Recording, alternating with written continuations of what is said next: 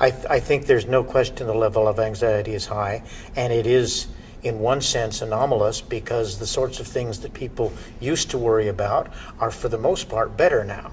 So what's obviously happened, among other things, is we've changed the scale by which we measure successful children and successful parenting.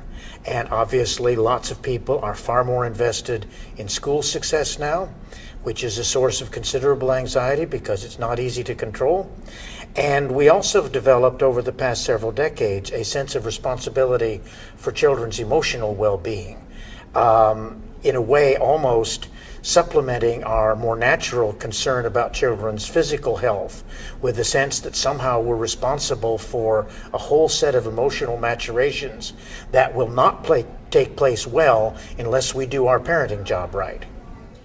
First of all, it would be very helpful if we got a better sense of what actual risks are. In a variety of areas, we totally misconceive how much danger our children are in. So that's one point that we could try to work on. I think we clearly, at least many parents, clearly set standards for their children that are not essential. Obvious one, your children will not perish or even necessarily suffer greatly if they don't get into the top Ivy League school. We could recalibrate expectations in a way that would frankly be healthier for all parties, children, the schools, the parents.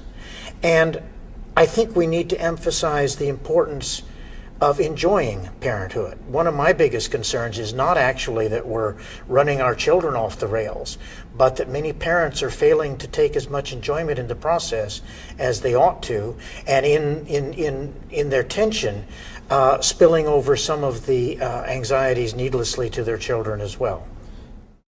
We clearly center some unnecessary levels of fear around children. And again, part of this is risk calculation.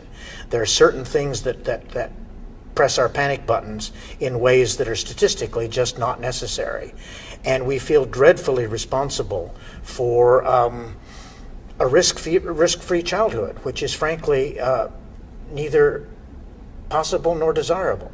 So I think one of the big keys here is to talk about ways in which we could regain greater confidence in our children themselves.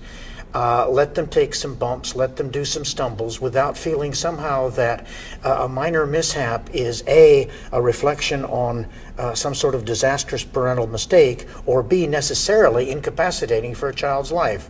I think most actually of the people who work on children now think that our lack of willingness to let children do more for themselves is a crippling incapacity for parents and to some extent for kids.